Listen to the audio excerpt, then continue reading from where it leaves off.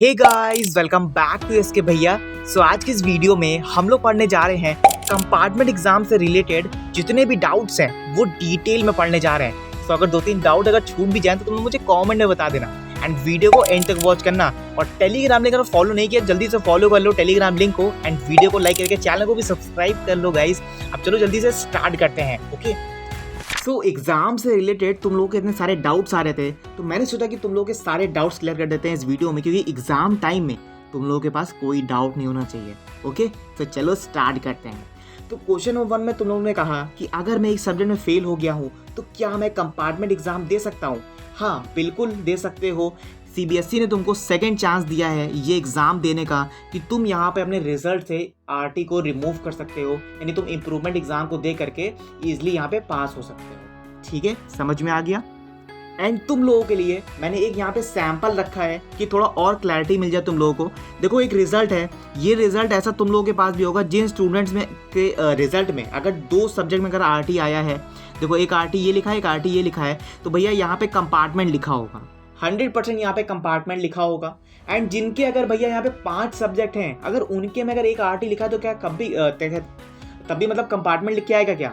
बिल्कुल लिख के आएगा, कंपार्टमेंट 100% लिखा होगा अगर जिनके 5 सब्जेक्ट हैं और एक सब्जेक्ट में अगर आरटी लिख के आया है। अब बात करें भैया यहाँ पे जिनके अगर 6 सब्जेक्ट है, अगर उनका एक सब्जेक्ट में अगर आरटी लिखा है तो भैया उनके में क्या पास लिखा होगा? बिल्कुल पास लिखा होगा यहाँ पे। ठीक है, तुम यहाँ पे पास हो एंड यहाँ पे आरटी को रिमूव करने के लिए तुम यहाँ पे अभी एग्जाम दोगे 5 दिन बाद। वो एग्जाम को दे करके यानी एग्जाम को क्रैक करके तुम यहाँ पे इजिली पास हो सकते हो। ठीक है, समझ में आ गया। चलो आगे बढ़ते हैं। सो सेकेंड क्वेश्चन में तुम लोगों ने कहा कि अगर 2 या 3 सब्जेक्ट में अगर फेल हो गया हूं तो क्या कंपार्टमेंट मिलता है क्या? इसका आंसर है नहीं भाई। अगर तुम 3 सब्जेक्ट में तुम्हारा फेल हो गए हो तो तुम्हारे में कंपार्टमेंट लिखा होगा। एक सब्जेक्ट का एग्जाम है तुम अभी देने वाले हो 5 दिन बाद। ठीक है, अभी तो जो अभी एग्जाम होगा तुम्हारा, ठीक है, अभी 5 दिन बाद तो एग्जाम दोगे तुम, उसमें तुम दे सकते हो। ठीक है, एक सब्जेक्ट का। और जो सेकेंड एग्जाम है तुम्हारा वो तुम यहाँ पे नेक्स्ट ईयर दोगे, जो मेन एग्जाम होगा स्टूडेंट्स का क्लास 12 का, तुम उनके साथ दोगे। ठीक है, जो थर्ड एग्जाम है तुम्हारा, थर्ड एग्जाम तो दोबारा जो कंपार्टमेंट एग्जाम होगा तब तुम दोगे वो एग्जाम। तो यहाँ पे तुम्हारे 3 एग्जाम तब जाके क्लियर होंगे। ठीक है, समझ में आ गया। तो यहाँ पे आई होप कि कोई डाउट नहीं होना चाहिए इसमें। ठीक है, अब बात करें यहाँ पे थर्ड क्वेश्चन की। थर्ड क्वेश्चन में को लिखा हुआ है कंपार्टमेंट एग्जाम कितनी बार दे सकते हैं? तो भैया सीबीएसई तुमको एलिजिबिलिटी देता है, यहाँ पे एलिजिबल हो तुम सिर्फ 3 बार दे सकते हो एग्जाम। अगर तुमने चौथे टाइम यानी 4th टाइम अगर तुमने देने की कोशिश करी तो तुम्हारे रोल नंबर पे एक अलर्ट आ जाएगा। ठीक है, वो सीबीएसई की तरफ से जो अलर्ट होता है वो सीबीएसई बताएगा। बट यहाँ पे दे सकते हैं कि 3 अटेम्प्ट्स कब कब दे सकते हैं। तो जैसा कि मैंने तुम लोग को बताया कि यहाँ पे 3 अटेम्प्ट्स होते हैं। तुम्हारे फर्स्ट टाइम तो दे सकते हो जुलाई में, जो कि 5 दिन बाद होने वाला है। एंड सेकंड अटेम्प्ट तुम दोगे यहाँ पे नेक्स्ट ईयर जो मेन एग्जाम होगा उनके साथ में। थर्ड अटेम्प्ट तुम दोगे यहाँ पे जो दोबारा जो कंपार्टमेंट एग्जाम होगा अगले साल, उसमें तुम दे सकते हो यहाँ पे थर्ड। ठीक है, समझ में आ गया। तो 3 एग्जाम तुम ऐसे क्रैक करोगे, चलो तब जाके तुम्हारा जो कंपार्टमेंट लिखा है तब वहां पे वो रिमूव होगा। ठीक है, अब चलो आगे देखते हैं। आगे आता है हमारा यहाँ पे फोर्थ डाउट। फोर्थ डाउट में वो लिखा है हमारा डाउट में कि इम्प्रूवमेंट और कंपार्टमेंट एक साथ दे सकते हैं क्या? नहीं भाई, ऐसा नहीं है। इम्प्रूवमेंट का एग्जाम अलग होता है, कंपार्टमेंट का अलग होता है। ठीक है, तो एक साथ नहीं दे सकते तुम लोग यहाँ पे। लेकिन हाँ, ये है कि कंपार्टमेंट और इम्प्रूवमेंट एक साथ नहीं दिया जाता। पहले तुम कंपार्टमेंट क्लियर करोगे, उसके बाद तुम यहाँ पे इम्प्रूवमेंट दे सकते हो। ठीक है, अब बहुत से स्टूडेंट सोचेंगे भैया यहाँ पे जिनका कंपार्टमेंट आया, देखो जिन स्टूडेंट के रिजल्ट में कंपार्टमेंट लिखा है वो यहाँ पे कंपार्टमेंट का एग्जाम देंगे। जिन स्टूडेंट्स के रिजल्ट में अगर यहाँ पे पास लिखा है यानी इंप्रूवमेंट का एग्जाम, ठीक है, वो लोग यहाँ पे इंप्रूवमेंट का एग्जाम देंगे, एक साथ देंगे। लेकिन जिन स्टूडेंट्स आ रहे हैं कि भैया एक ही रिजल्ट में अगर यहाँ पे कंपार्टमेंट दे दें और यहाँ पे इंप्रूवमेंट का एग्जाम दे दें तो वो पॉसिबल नहीं है यहाँ पे। ठीक है, वो पॉसिबल नहीं है। तो यहाँ पे आई होप कि क्लैरिटी मिली होगी कि इंप्रूवमेंट के जो स्टूडेंट्स हैं और जो कंपार्टमेंट के स्टूडेंट्स हैं वो एक साथ एग्जाम दे सकते हैं। लेकिन एक रिजल्ट में अगर तुम इंप्रूवमेंट भी देना चाहते हो एंड कंपार्टमेंट देना चाहते हो तो वो चीज़ यहाँ पे पॉसिबल नहीं है। ठीक है, समझ में आ गया। चलो आगे बढ़ते हैं। आगे जो हमारा फिफ्थ डाउट आता है, फिफ्थ डाउट में तुम लोगों ने कहा कि क्या प्राइवेट स्टूडेंट्स कंपार्टमेंट दे सकते हैं क्या? देखो, प्राइवेट स्टूडेंट बिल्कुल कंपार्टमेंट दे सकते हैं। ठीक है, प्राइवेट स्टूडेंट भी अगर सिर्फ एक ही सब्जेक्ट में अगर फेल हैं तो कंपार्टमेंट के लिए एलिजिबल होते हैं। उन्हें फॉर्म भरना पढ़ता है, ठीक है, फॉर्म वो ऑनलाइन भरते हैं, खुद ही वो ऑनलाइन भरेंगे, उनका जो एडमिट कार्ड है वो भी ऑनलाइन आ गया होगा, ठीक है, अभी नहीं आएगा, दो एग्जाम से 2 दिन पहले आएगा, यानी तुम्हारा 12 या 13 को जो तुम्हारा एडमिट कार्ड है वो यहाँ पे तुमको इशू करा दिया जाएगा सीबीएसई की तरफ से, ठीक है। चलो आगे देखते हैं। आगे हमारा 6 डाउट आता है हमारा कि भैया कंपार्टमेंट एग्जाम का फॉर्म कब भरते हैं। तो भैया जो रेगुलर वाले स्टूडेंट्स होंगे उनका स्कूल से भरा दिया होगा, यानी जून में तुम्हारा जो सेशन होगा यानी एक फॉर्म भरने का वो एटलीस्ट तुम लोगों ने यहाँ पे फिल कर दिया होगा, एंड जो तुम्हारा एडमिट कार्ड है वो भी तुम लोगों को मिल गया होगा स्कूल की तरफ से, ठीक है। लेकिन जो प्राइवेट कैंडिडेट्स हैं उनको यहाँ पे ऑफिशियल वेबसाइट यानी सीबीएसई की जो वेबसाइट है वहाँ से डाउनलोड करना पड़ेगा अपना ऑफिशियल एडमिट कार्ड, एंड जुलाई में जो सेशन होने वाला है तब तुम जाके एग्जाम वहाँ पे दे सकते हो। एंड अब बात करें यहाँ पे 7th डाउट की। 7th डाउट में तो उन्होंने पूछा मुझसे कि कंपार्टमेंट फॉर्म ऑनलाइन भरें या स्कूल से। तो भैया कंपार्टमेंट एग्जाम जो रेगुलर स्टूडेंट्स होंगे वो यहाँ पे स्कूल से भरेंगे, एंड जो प्राइवेट होंगे वो यहाँ पे ऑनलाइन भरेंगे, ठीक है। देख सकते हो यहाँ पे लिखा हुआ है कि रेगुलर स्टूडेंट यहाँ पे स्कूल से एंड प्राइवेट यहाँ पे सीबीएसई की वेबसाइट से। एंड अब बात करें एडमिट कार्ड कब मिलता है। एडमिट कार्ड यहाँ पे 6-7 दिनों में मिल जाता है, ठीक है। यहाँ पे जो रेगुलर कैंडिडेट्स हैं, लेकिन जो प्राइवेट हैं उनको डाउनलोड करना पड़ता है यहाँ पे ऑफिशियल वेबसाइट से सीबीएसई की, 2 दिन पहले इशू होता है, जो कि मैंने तुम लोगों को बता दिया।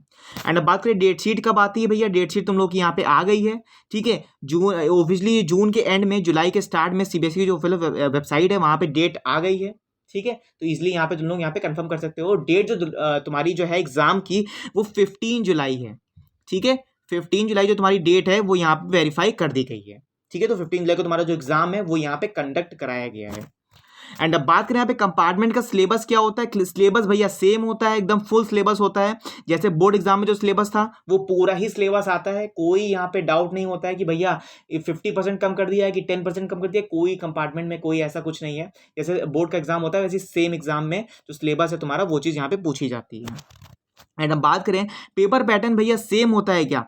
पेपर पैटर्न बिल्कुल सेम होता है, ठीक है। जो स्टूडेंट्स का जो पेपर पैटर्न है जैसे बोर्ड में जैसे था वैसे ही पेपर पैटर्न सेम रहेगा, ठीक है। जैसे जो स्टूडेंट्स इंप्रूवमेंट का एग्जाम देंगे उनके में भी जो पेपर है वैसे ही सेम आएगा, जो स्टूडेंट कंपार्टमेंट का एग्जाम देंगे उनके में भी पेपर सेम होगा, बट क्वेश्चंस का डिफरेंस होगा यहाँ पे। जैसे क्वेश्चन नंबर 1 लिखा है तुम्हारा Henry's law, what is Henry's law. Question number 1 लिखा है तुम्हारा यहाँ पे इंप्रूवमेंट में हेनरीज लॉ, तो कंपार्टमेंट में क्वेश्चन नंबर 5 होगा वो, ठीक है। कंपार्टमेंट का एग्जाम जो होगा वो क्वेश्चन नंबर 5 लिखा होगा वहाँ पे कि क्वेश्चन नंबर 5 में लिखा है what is Henry's law. Question सारे सेम होते हैं, पेपर भी सेम आता है, बट स्टूडेंट्स में यहाँ पे डिफरेंस ही होती है। जो इंप्रूवमेंट के हैं वो इंप्रूवमेंट देंगे, जो कंपार्टमेंट का है वो कंपार्टमेंट देंगे, ठीक है। 12th और तुम्हारा जो आता है 12th में तुमने पूछा कि क्या एनसीईआरटी से पढ़कर पास हो सकते हैं क्या। इसका आंसर है बिल्कुल। एनसीईआरटी तुम्हारी बेस है, एनसीईआरटी से पढ़कर इजीली पास हो सकते हो। एनसीईआरटी लगाओ, प्रीवाईक्यू लगाओ, सैम्पल पेपर लगाओ, बेस्ट स्ट्रैटेजी है तुम्हारी ये। और कंपार्टमेंट पेपर लगाओ कि कंपार्टमेंट पेपर में से कुछ क्वेश्चन जो है वो रिपीट हो जाते हैं। तो यहाँ पे इसलिए मैं तुम लोगों को बार बार कह रहा हूँ कि यहाँ पे अच्छे से पढ़ो, एनसीईआरटी से पढ़ो, प्रीवाईक्यूज जो है कंपार्टमेंट पेपर्स के वो लगाते रहो। जो प्रीवाईक्यूज मैंने प्रोवाइड किया है एटलीस्ट उनको अच्छे से पढ़ लो, क्योंकि मैंने पेपर से ही उठा के दिया है। सैंपल पेपर लगाना स्टार्ट कर दो, आज से 5 दिन रह गए हैं कि एकदम यहाँ पे तुम्हारी प्रैक्टिस हो जाए कि 3 घंटे में तुम लोगों को कैसे पेपर सॉल्व करना है। आई होप कि थोड़ी बहुत हैबिट्स छूट गई होगी, क्योंकि बोर्ड में थी थोड़ी हैबिट थी, तो यहाँ पे प्रैक्टिस करना स्टार्ट कर दो। एंड अब बात करें यहाँ पे क्वेश्चन नंबर 13 की। 13 में देखो पूछा गया मिनिमम पासिंग मार्क्स कितने हैं भैया। भैया जैसे बोर्ड में था कि 33% तुम लोग को लाना ही है, तो यहाँ पे तुम लोग को 33% चाहिए। प्रैक्टिकल सब्जेक्ट थ्योरी कंबाइन मिला के 33 चाहिए होते हैं, ठीक है। अब बात करें यहाँ पे क्या इंपॉर्टेंट टॉपिक्स पढ़ें। तो भैया इंपॉर्टेंट टॉपिक जितने भी तुम्हारे केमिस्ट्री के थे वो मैंने तुम लोगों को सारे बता दिए हैं, ठीक है। जिस सब्जेक्ट के प्रिपेयर कर रहे हो, जिस सब्जेक्ट का भी तुम प्रिपेयर कर रहे हो, चाहे वो केमिस्ट्री हो, चाहे वो बायोलॉजी हो, चाहे वो फिजिक्स हो, मैथ्स हो, जो भी सब्जेक्ट तुम लोग यहाँ पे पढ़ रहे हो उसके भैया प्रीवाईक्यूज लगाना ना भूलना, सैम्पल पेपर सॉल्व कर लेना। सैम्पल पेपर सिर्फ सॉल्व करना है प्रैक्टिस के लिए, उसके क्वेश्चन मत याद करना कि भैया इसमें से क्वेश्चन उठा लिए जाएंगे, ठीक है। कभी कभी होता है कि उठा लिए जाते हैं, मैक्सिमम टाइम उठाए नहीं जाते हैं, क्योंकि आज से मैंने 3 साल पहले देखे हैं तो 3 साल में से कोई भी सैम्पल पेपर से क्वेश्चन नहीं आया है, ठीक है। तो प्रैक्टिस के लिए रखना है, यहाँ पे प्रैक्टिस से ही करना, ठीक है। कंपाउंड पेपर को एनालाइज करो यहाँ पे। अगर चाहो तो तुम यहाँ पे मेंस सब्जेक्ट में टॉपिक्स वाइज यहाँ पे लिस्ट वीडियो भी अपलोड है, यहाँ पे तुम वहां पे वो वॉच कर सकते हो, ठीक है। अब बात करें यहाँ पे क्वेश्चन नंबर 15 की। क्वेश्चन 15 में तुम लोगों ने पूछा यहाँ पे कंपार्टमेंट रिजल्ट कब आता है भैया। तो भैया यूजली कंपार्टमेंट का जो रिजल्ट है वो 2 या 3 हफ्ते में आ जाता है, यानी अगस्त के फर्स्ट वीक में, या तुम्हारा यहाँ पे जो तुम्हारा यहाँ पे सितंबर है, सितंबर के सेकंड वीक तक यहाँ पे आ जाएगा, सितंबर के सेकंड वीक तक आएगा, ठीक है, अगस्त के नहीं, क्योंकि अगस्त में रिजल्ट नहीं आता एक महीने में, क्योंकि काफ़ी बच्चे यहाँ पे एग्जाम देते हैं, कंडक्ट होता है यहाँ पे तुम्हारा एग्जाम, तो यहाँ पे ऐसे आता है। कोई ऐसा चांस होता है कि अगर यहाँ पे कोई भी अगर सीबीएसई कोई भी अगर मेन काम कर रहा है तो रिजल्ट में हो सकता है देरी हो जाए। जो रेगुलर स्टूडेंट्स हैं उनको यहाँ पे स्कूल से प्रोवाइड कराया जाएगा, ठीक है, जो रेगुलर स्टूडेंट्स हैं उनको यहाँ पे स्कूल से प्रोवाइड होगा उनका रिजल्ट। एंड जो प्राइवेट कैंडिडेट्स हैं उनको यहाँ पे ऑनलाइन जो सीबीएसई की वेबसाइट है वहां से यहाँ पे क्या हो जाएगा, रिजल्ट इनको प्रोवाइड हो जाएगा, ठीक है, समझ में आ गया। एंड अब बात करें यहाँ पे कि क्या फाइनल मार्कशीट पे कंपार्टमेंट लिखा होता है क्या, नहीं, ऐसा नहीं है। कंपार्टमेंट मार्कशीट जो कंपार्टमेंट की जो मार्कशीट आएगी, जो इम्प्रूवमेंट की मार्कशीट आएगी, उसमें तुम लोगों को यहाँ पे नहीं कंपार्टमेंट लिख के नहीं आएगा, क्लियर, क्योंकि कंपार्टमेंट तुम लोगों ने क्लियर कर लिया, इंप्रूवमेंट का एग्जाम देके तुमने एग्जाम तो क्लियर कर लिया, ठीक है। जो नॉर्मल मार्कशीट तुम्हारी आती है सिर्फ एक एग्जाम को लेकर के वो मार्कशीट आएगी, ठीक है। यहाँ पे कंपार्टमेंट का कोई जिक्र नहीं है, ठीक है, मेंशन ही नहीं होगा। बट हाँ, यहाँ पे एक चीज मेंशन होगी भैया, क्या मेंशन होगा, यहाँ पे सी मेंशन होगा तुम्हारा। अगर जो स्टूडेंट्स कंपार्टमेंट दे रहे हैं, देखो कंपार्टमेंट पूरा नहीं लिखा होगा बट सी मेंशन होगा यहाँ पे कि सी तुम लोग ने यहाँ पे कंपार्टमेंट दिया था, ठीक है। जो सप्लीमेंट्री के स्टूडेंट्स हैं वहां पे एस लिखा होगा, सप्लीमेंट्री दिया है तुम लोगों ने, ठीक है। बता देता हूँ कैसे।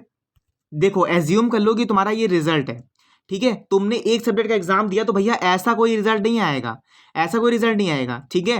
तुम लोगों ने जिस सब्जेक्ट का एग्जाम दिया, मान के चलो तुम लोगों ने केमिस्ट्री का एग्जाम दिया है, तो सिर्फ यहाँ पे केमिस्ट्री लिखा होगा, यहाँ पे थ्योरी लिखा होगा, और यहाँ पे तुम लोग का सिर्फ इतनी चीजें लिखी होंगी, यानी ब्लॉक लिखा होगा, टोटल मार्क्स लिखे होंगे, एंड यहाँ पे वैल्यू लिखी होगी, तुम्हारी ग्रेड लिखा होगा, एंड यहाँ पे वर्ड्स में लिखा होगा, ठीक है। फिर वैसा लिखे आएगा, तुम्हारी यहाँ पे डिटेल्स जैसी लिखी डिटेल्स लिखी आएगी, यहाँ पे सी लिखा होगा, जैसे ये नंबर लिखा है तुम्हारा, यहाँ पे इसी बगल में यहाँ पे सी लिखा हो, जिन स्टूडेंट्स ने कंपार्टमेंट का एग्जाम दिया वो कंपार्टमेंट लिखा सी लिख के आएगा, एंड यहाँ पे सप्लीमेंट्री लिख आएगा, जिन्होंने एस दिया वहां पे एस का छोटा सिंबल बन के आएगा, ठीक है। इससे कोई प्रॉब्लम नहीं है तुम लोगों को, कोई भी दिक्कत नहीं है कि ये मत समझ लेना भैया कोई दिक्कत तो नहीं आएगी, कोई प्रॉब्लम तो नहीं होगी, कुछ नहीं होगा, ठीक है। बहुत छोटा सा लिख के आएगा यहाँ पे, पूरा लिख के नहीं आएगा अच्छे से कि भैया कंपार्टमेंट लिखा है कि सप्लीमेंट्री लिखा है, ठीक है, तो कोई इशू नहीं होगा तुम लोग को। चलो आगे बढ़ते हैं।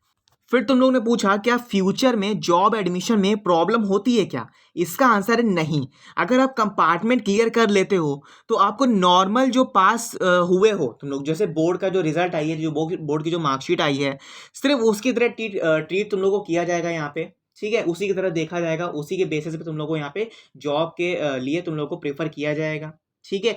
जो तुम्हारी नॉर्मल जो मार्कशीट आई है कंपार्टमेंट की भी है, चाहे वो तुम्हारी 2 मार्कशीट होंगी, इन दोनों मार्कशीट को तुम लोग को लेके यहाँ पे जाना पड़ेगा, ठीक है, समझ में आ गया।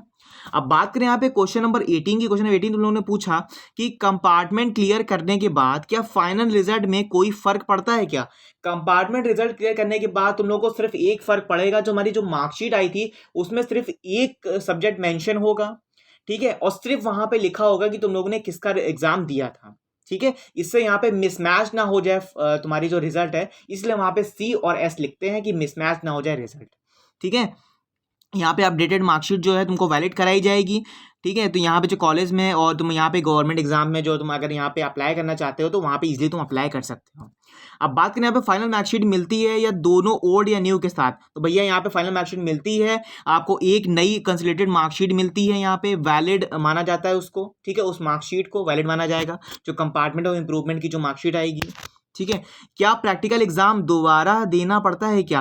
भैया अगर प्रैक्टिकल में तुम्हारा आरबी लिख के आया, यानी रिपीट इन प्रैक्टिकल लिख के आया है, तो भैया तुम लोगों को यहाँ पे इजीली देना ही देना होगा प्रैक्टिकल, क्योंकि प्रैक्टिकल तो मोस्ट इंपॉर्टेंट है, ठीक है। अगर प्रैक्टिकल में पास हो तो दोबारा नहीं देना पड़ता, अगर प्रैक्टिकल में फेल हो, थ्योरी प्रैक्टिकल दोनों में, तो भैया थ्योरी इस बार दे दो, प्रैक्टिकल अगले साल दे देना, ठीक है। अगर सिर्फ प्रैक्टिकल में तुम्हारा आरटी आया है तो भैया सिर्फ प्रैक्टिकल का एग्जाम दे दो, इजिली पास हो जाओगे, ठीक है। 21 में देखो डाउट लिखा है क्या रोल नंबर सेम होता है क्या। हाँ बिल्कुल, रोल नंबर जो तुम्हारा बोर्ड में था वही रोल नंबर तुम्हारा इसमें भी होगा, ठीक है। क्या कंपार्टमेंट के बाद इंप्रूवमेंट दे सकते हैं क्या। हाँ दे सकते हो, कंपार्टमेंट के बाद तुम इंप्रूवमेंट का एग्जाम इजीली दे सकते हो। एक सेकेंड रुकना, हाँ तुम दे सकते हो एग्जाम, ठीक है, अगले साल दे सकते हो, इससे कोई तुमको डिससेटिस्फैक्शन नहीं होगी यहाँ पे, अगले साल तुम इंप्रूवमेंट का जो एग्जाम है वो दे सकते हो, ठीक है, इजीली दे सकते हो। अब बात करें यहाँ पे 23 क्वेश्चन की। 23 क्वेश्चन तुमने पूछा कि नए सिलेबस और ओल्ड सिलेबस में क्या रोल होगा, ठीक है, क्या रोल है। तो भैया नए सिलेबस में और ओल्ड सिलेबस में भैया यहाँ पे हमेशा की तरह करंट जो सिलेबस होता है तुम्हारा अकॉर्डिंग जो पेपर देता है, तो वहाँ पे जो तुम्हारा आपको वही सिलेबस यहाँ पे फॉलो करना है जो हर साल एप्लीकेबल है, जो हर साल तुम लोगों को जो रिजल्ट तुम्हारा यहाँ पे मेंशन किया जाता है सिलेबस के थ्रू, वही सिलेबस तुम लोग को यहाँ पे फॉलो करना है। क्योंकि नेक्स्ट ईयर से सिलेबस कोई चेंजेस आया नहीं है, तो आई होप कि आगे भी नहीं आएगा। फिर बात करें यहाँ पे पेपर किस लैंग्वेज में होता है, भैया पेपर दोनों ही लैंग्वेज में होगा, इंग्लिश हिंदी दोनों ही लैंग्वेज में होता है, ठीक है। फिर बात करें अगर मैं रेगुलर स्टूडेंट हूँ और कंपार्टमेंट फॉर्म भरना भूल गया हूँ, क्या करें भैया। तो भैया अगर भूल गए हो तो रेगुलर स्टूडेंट हैं, फॉर्म टाइम पर नहीं भरे हो तो तुरंत भैया स्कूल से प्रिंसिपल से या फिर सीबीएसई के रीजनल ऑफिस से कांटेक्ट करो तुरंत, ठीक है। कभी कभी सीबीएसई लेट फीस के साथ अटेंशन दे देता है, यानी अगर तुम्हारी एक सब्जेक्ट की फीस अगर 300 या 500 है तो तुमको डबल फीस लेगा तुमसे, यानी 800 1000 ऐसे कुछ लेके तुमको यहाँ पे एलिजिबिलिटी तुमको यहाँ पे प्रोवाइड कर देगा सीबीएसई अभी भी कर सकता है, अभी भी जो स्टूडेंट फॉर्म नहीं भरा है तो इजीली यहाँ पे फॉर्म भर के तुम यहाँ पे बात करके तुम यहाँ पे एलिजिबल हो सकते हो। अगर चांस मिस हो गया तो आप अगले साल प्राइवेट फॉर्म के थ्रू कंपार्टमेंट एग्जाम दे सकते हैं क्या। हाँ भैया, अगर साल मिस हो गया है तो तुम यहाँ पे प्राइवेट के थ्रू, प्राइवेट स्टूडेंट्स के थ्रू यहाँ पे कंपार्टमेंट एग्जाम दे सकते हो। फिर बात करें यहाँ पे अगर कंपार्टमेंट क्लियर नहीं हुआ तो क्या होगा। भैया ऐसे स्टूडेंट्स का बहुत डाउट है कि क्या आप फर्स्ट अटेम्प्ट में अगर पास नहीं होते हो तो आपको नेक्स्ट स्टेप यानी नेक्स्ट अटेम्प्ट मिलता है, एक मेन एग्जाम के साथ और एक नेक्स्ट कंपार्टमेंट के साथ, ठीक है।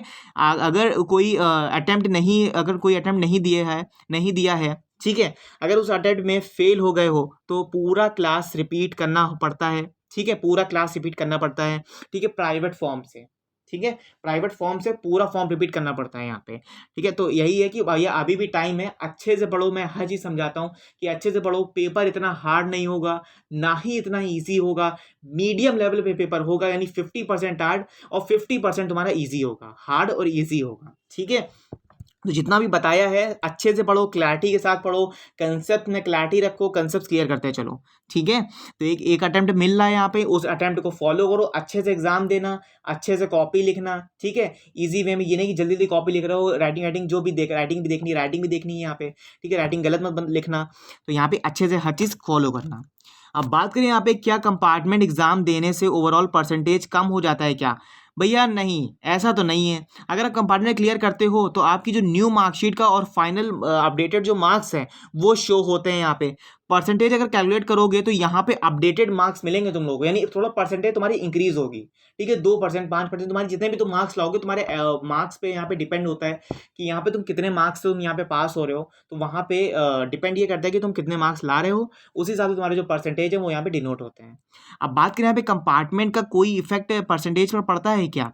अनलेस कोई परसेंटेज पे मार्क्स नहीं पड़ता, ठीक है, परसेंटेज पे कोई भी इफेक्ट नहीं पड़ता, क्योंकि जो आपके मार्क्स कम हुए थे वहाँ पे आपने क्या किया, इंप्रूव किया ना, उस चीज़ को आपने इंप्रूवमेंट किया, ठीक है। तो यहाँ पे इंप्रूवमेंट का एग्जाम इजीली यहाँ पे तुम लोग दे सकते हो। अब बात करें क्या मैं सेम साल, ठीक है, कॉलेज एडमिशन ले सकता हूँ क्या अगर कंपार्टमेंट दिया हो तो भैया इजीली इसका आंसर है हाँ, बिल्कुल कर सकते हो। अगर आपके कॉलेज में एडमिशन लेना है तुमको, अगर कॉलेज में एडमिशन लेना है तो कंपार्टमेंट का जो रिजल्ट है वो जल्दी चाहिए होता है, तो जल्दी तो आता नहीं है, बट कंपार्टमेंट का एग्जाम दे करके तुम कॉलेज में अप्लाई कर सकते हो, ठीक है। जो कॉलेज का एंट्रेंस एग्जाम होता है ना उसमें तुम अप्लाई कर सकते हो। बहुत सारे कॉलेज अलाउ करते हैं कि प्रोफेशनल एडमिशन जो आपके रिजल्ट के बाद कंफर्म होता है, ठीक है, प्राइवेट कॉलेजेस में ज़्यादा फ्लेक्सिबल होता है, ठीक है, इस मामले में, ठीक है। प्राइवेट जो कॉलेजेस हैं उनमें जल्दी ले लिया जाता है, गवर्नमेंट में थोड़े से रूल्स ऐसे थोड़े बहुत फॉलो करने पड़ते हैं कि पहले आप एग्जाम दोगे, उसके बाद ये फॉर्म फिल करोगे, फॉर्म फिल करने के बाद तुम्हारा जो प्राइवेट तुमने जो रिजल्ट दिया है कंपार्टमेंट का वो फॉर्म फिल करना पड़ता है, तो बहुत ऐसे कुछ टर्म्स होते हैं उनको फॉलो करना पड़ता है, ठीक है। 29 में तुम लोगों ने पूछा क्या सीबीएसई कंपार्टमेंट एग्जाम के एग्जाम टफ होता है क्या नॉर्मल बोर्ड से, तो भैया इसका आंसर है नहीं, ठीक है, नॉर्मल बोर्ड से इतना टफ नहीं होता है, ठीक है। कंपार्टमेंट एग्जाम डिफिकल्टी लेवल या नॉर्मल बोर्ड जैसा नहीं होता, ठीक है, कई बार थोड़ा और इजी भी हो जाता है ताकि स्टूडेंट्स पास हो सकें, ठीक है। बेस कॉन्सेप्ट क्लैरिटी रखो, प्रीवियस ईयर पेपर सॉल्व करते रहो, अच्छे से जितना बताया है, रिएक्शंस है, कन्वर्जेंस है, मोस्ट रिपीटेड प्रीवाइक्यूज कराए हैं उनको एटलीस्ट रिवाइज करते चलो, यहाँ पे क्लैरिटी मिलनी चाहिए यहाँ पे कंसेप्ट के साथ में, ठीक है। आगे बढ़ते हैं, आगे तुम्हारा 30 क्वेश्चन में पूछा गया क्या क्या कंपार्टमेंट क्लियर करने के बाद जेई नीट और एसएससी बैंक एग्जाम के लिए एलिजिबल होते हैं क्या? इसका आंसर है हाँ, बिल्कुल। अगर आपकी 12th पास हो, ठीक है, पास हो गए हो, कंपार्टमेंट एग्जाम भी क्लियर होने के बाद, तो सभी कॉम्पिटेटिव एग्जाम में, यानी जेई हो, नीट हो, यूपीएससी हो, एसएससी हो, रेलवे एग्जाम्स हो, सबके लिए तुम्हें एलिजिबल हो यहाँ पे इजिली। ठीक है, कोई डाउट नहीं है। अब बात करें क्या कंपार्टमेंट स्टूडेंट को DU, BHU, JNU, Allahabad university and में क्या एडमिशन मिलता है क्या? तो इसका आंसर है यस, बिल्कुल मिलता है यहाँ पे। ठीक है, कंपार्टमेंट का रिजल्ट टाइम से आ जाना चाहिए। ठीक है, आ जाएगा अभी थोड़े दिन में। ठीक है, तो यहाँ पे एलिजिबिलिटी के साथ तुम यहाँ पे एंट्रेंस एग्जाम स्कोर करो एंड प्रोविजनल एडमिशन से लो, यहाँ पे एडमिशन लो एंड यहाँ पे यूनिवर्सिटी में जाओ एंड बेसिक अच्छे से हो के पढ़ाई करो।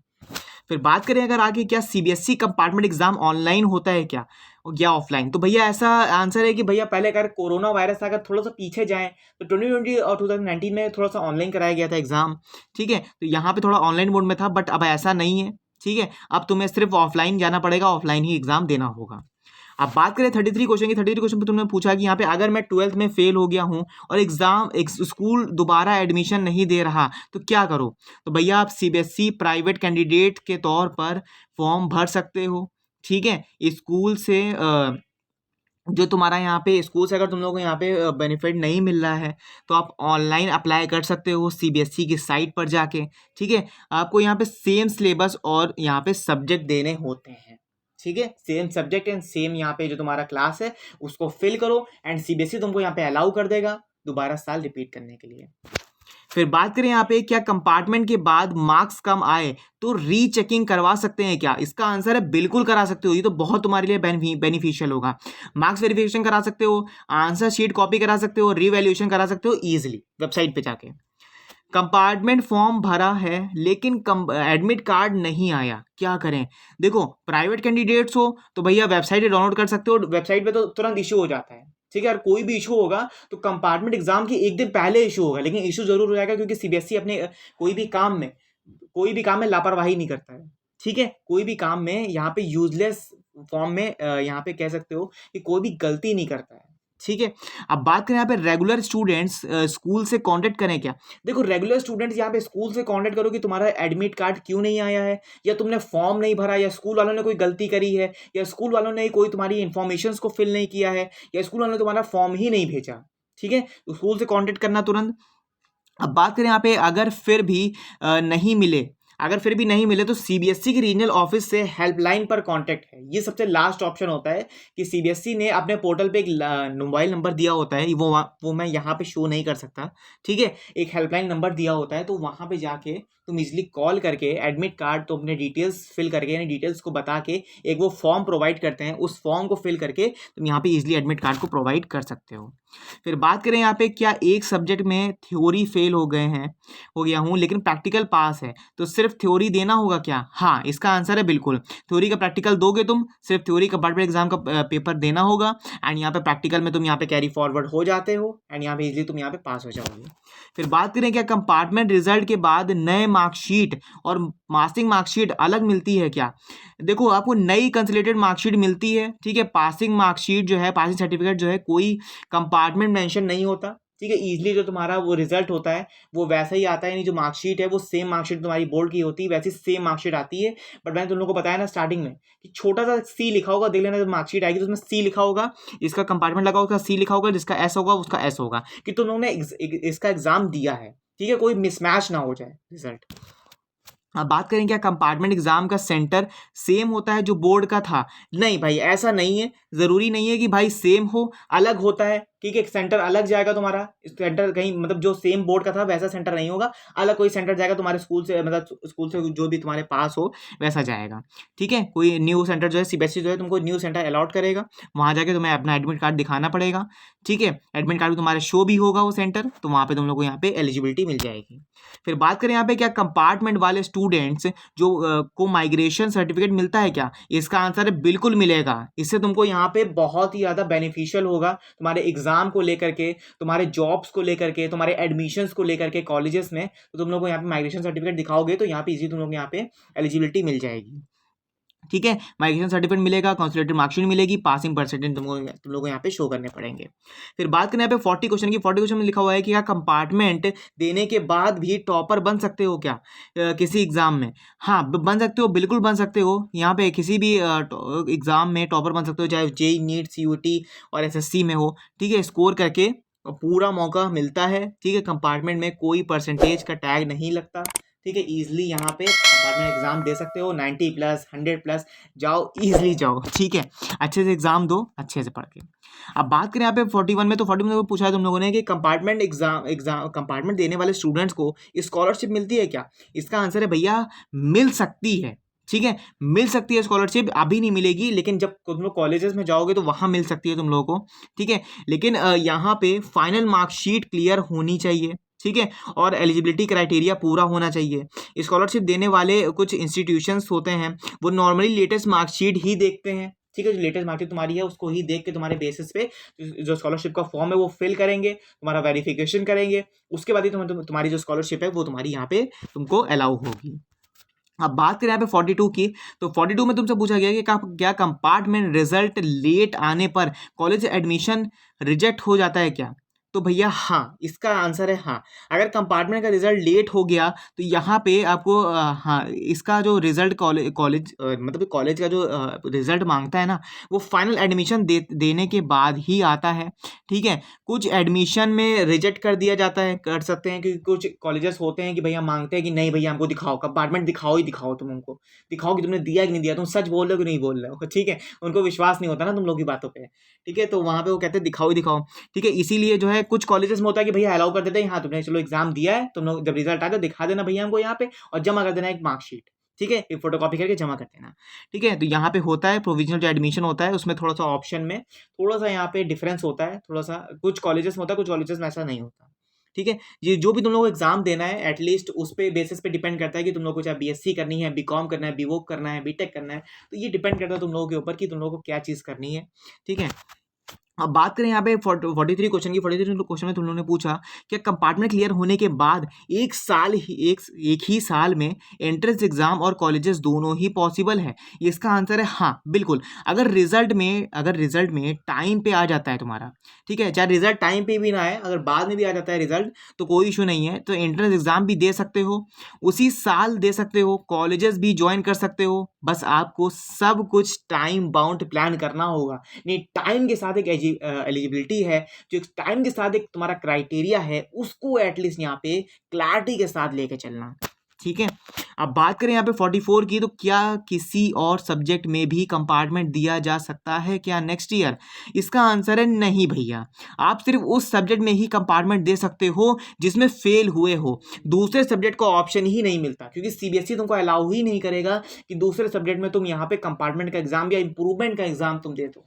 ठीक है, अब ऐसा भैया क्यों नहीं करेगा? क्योंकि सीबीएसई की तरफ से एक नोटिस आ जाती है कि जिन स्टूडेंट्स को मतलब कुछ ऐसे नंबर ऑफ स्टूडेंट्स ऐसे होते हैं, जिन स्टूडेंट्स अगर फेल हो जाते हैं तो उनको भैया उनका मौका तुम लोग छीन लोगे क्या? है उनका मौका तुम लोग छीन लोगे क्या? मतलब देखो, अगर मान के चलो कि जिन स्टूडेंट्स का अगर मान लो अगले साल आरटी आया है, अब तुम लोग चाहते हो कि भैया अगले साल हम इंप्रूवमेंट का एग्जाम दे दें, आरटी आया भी नहीं तुम्हारा, तो भैया जिस स्टूडेंट की सीट लिखी हुई है, अगर मान के चलो तुम्हारा 30 नंबर पे उस स्टूडेंट की सीट लिखी हुई है, तो 30 नंबर पे तुम्हारी सीट कंफर्म हो जाएगी ना यार, तो उसका साल बेकार हो जाएगा ना। इसी वजह से सीबीएसई तुमको यहाँ पे अलाउ नहीं करेगा कि तुम नेक्स्ट ईयर एग्जाम दो। ऐसे तुम यहाँ पे सोच भी क्यों रहे हो तुम लोग ऐसा? ठीक है, नेक्स्ट ईयर एग्जाम नहीं देना, इसी साल क्लियर करना है हम लोगों को। चलो आगे देखते हैं। 45 क्वेश्चन में पूछा गया कि कंपार्टमेंट क्लियर करने के बाद मार्कशीट बढ़ भी सकती है क्या? ठीक है, तो भैया इसका आंसर है हाँ। अगर आप कंपार्टमेंट में अच्छा प्लेटफॉर्म करते हो तो आपके मार्क्स इंप्रूव हो सकते हैं और वही अपडेटेड मार्कशीट को रिफ्लेक्ट हो जाती है। ठीक है, वही अपडेटेड जो मार्कशीट है तुम्हारी वो रिफ्लेक्ट हो जाएगी। फिर बात करें यहाँ पे, क्या सीबीएसई कंपार्टमेंट का पेपर भी लीक हो सकता है क्या? भैया ऐसा सोचना भी मत कि भैया पेपर लीक हो जाए हम पास हो जाए बस। ठीक है, ऐसा नहीं होता। ठीक है, ऐसा नहीं है। सीबीएसई का जो पेपर लीक है, पेपर लीक होने से बचने के लिए भैया इनक्रिप्टेड सिस्टम बनाया गया है। ठीक है, उसे भैया सीबीएसई यूज़ करता है, एनटीए यूज़ करता है। यहाँ पे ऐसा सोचना कि भैया पेपर लीक हो जाए, बस लीक हो जाए, हमको पेपर नहीं देना पड़े, तो ऐसा गलत जो निगेटिविटी है ना, अपने थॉट लाओ ही मत। ऐसा ऐसा क्यों लाते हो तुम लोग अपने मन में थॉट ऐसा? तो पेपर सेंटर भी तुम्हारा यहाँ पे डिस्क्रप्ट होता है, इसीलिए पेपर लीक होने के जो चांस है वो यहाँ पे बराबर नहीं होते। ठीक है, बराबर ना होता है, ठीक है, बराबर ही नहीं होते भैया। ऐसा कोई सोचो ही मत तुम लोग यहाँ पे पेपर लीक हो जाए, इसलिए यहाँ पे अच्छे से पढ़ते रहो। एंड यहाँ पे 47 डाउट की बात करें यहाँ पे, तो क्या कंपार्टमेंट एग्जाम के लिए अटेंडेंस मैंडेटरी होती है? हाँ, मैंडेटरी होती है, क्योंकि अगर आपने फॉर्म भरा है तो यहाँ पे एग्जाम में नहीं जाते हो, क्योंकि एब्सेंट लिखा होता है, तो वहाँ पे अटेम्प्ट कोड हो जाता है, इसीलिए अटेंडेंस भैया करना ज़रूरी होता है। फिर बात करें यहाँ पे 48 की, क्या कंपार्टमेंट का रिजल्ट स्कूल से थ्रू मिलता है? इसका आंसर है हाँ, रेगुलर कैंडिडेट्स को वहाँ से मिलेगा, एंड जो प्राइवेट कैंडिडेट्स है उनको यहाँ पे ऑनलाइन मिलेगा, ऑनलाइन सीबीएसई की वेबसाइट से। कंपार्टमेंट देना श्रम की बात है क्या? नहीं भैया, ऐसा तो बात नहीं है कि श्रम की बात है कि भैया घर वाले भी हमसे कह रहे हैं भैया तुम शर्म खाओगे भैया, यहाँ पे तुम कंपार्टमेंट का एग्जाम दे रहे हो, रिश्तेदार भी तुमसे कह रहे हैं भैया, रिलेटिव्स कह रहे हैं भैया यहाँ पे क्या तुम एग्जाम दे रहे हो, क्या तुम फेल हो गए हो क्या? नहीं भैया, शर्म की बात नहीं है। ईजिली भैया जी जान से अपना एग्जाम दो, अच्छे से दो एग्जाम अपना, भैया पास होकर दिखाओ कि भैया देखो हम पास होके आ गए हैं, एंड यहाँ पे अब हमको कोई शर्म की बात नहीं है हमारी लिए। ठीक है, बहुत सारे सक्सेसफुल भैया यहाँ पे तुम्हारे लिए होगा। करियर के लिए तुम यहाँ पे अच्छे से अच्छे तुम लोग को यहाँ पे क्राइटेरिया यानी एलिजिबिलिटी मिल जाएगी तुम लोग को यहाँ पे, अगर एग्जाम दे देते हो तो यहाँ पे। ठीक है, कोई शर्म की बात नहीं है। यहाँ पे अपना समय को यूज़ करो, एंड यहाँ पे अच्छे से पढ़ो, अभी भी टाइम है। ठीक है, अभी भी कोई टाइम खत्म नहीं हुआ है, आज से 5 दिन बाद पेपर है, तो अच्छे से पढ़ो। ठीक है, कोई डाउट है, कोई भी इशू, तो कमेंट्स अपना पिन किया करो, कमेंट्स बॉक्स में देखो सारे स्टूडेंट्स को आंसर मिलता है। एंड भैया प्लीज़ अगर लाइक नहीं किया है वीडियो को तो अभी भी लाइक कर दो। ठीक है, क्योंकि इस बार पेपर है तुम्हारा बोर्ड का। ठीक है, अब तुम लोग देख लो, एंड वीडियो को अगर लाइक कर दो, वो चैनल को सब्सक्राइब नहीं किया तो सब्सक्राइब कर लो चैनल को भी। लास्ट क्वेश्चन भैया यहाँ पे है कि अभी तक कोई भी डाउट अगर छूट गया हो मुझसे, ठीक है, तो वो तुम लोग मुझे बता देना।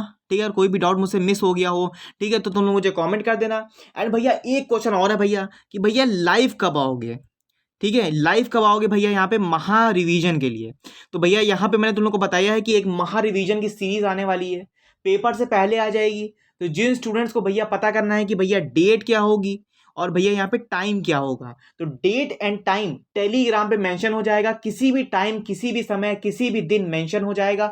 तो फटाफट से अगर ज्वाइन नहीं किया है टेलीग्राम चैनल, और फटाफट से ज्वाइन कर लो टेलीग्राम चैनल, और लाइव में आना मत भूलना। अगर लाइव में भूल गए समझो तुमने फिर कुछ नहीं पढ़ा, फिर तुमने समझ लो फिर तुमने फिर कुछ नहीं किया भाई। लाइव में आना मत भूलना, क्योंकि लाइव में महा रिवीजन करने वाले हम लोग, सारे चैप्टर्स को रिवाइज करेंगे वन शॉट में, सारे रिएक्शंस को पढ़ेंगे, सारे क्वेश्चंस को रिवाइज करेंगे, एंड क्वेश्चन की क्लैरिटी को समझेंगे, क्वेश्चन करना सीखेंगे कि क्वेश्चन कैसे करना है, पेपर में कैसे क्वेश्चंस को अटेम्प्ट करना है, सारी चीजें एक महा रिवीजन में सीखने वाले हैं। लाइव में आना मत भूलना।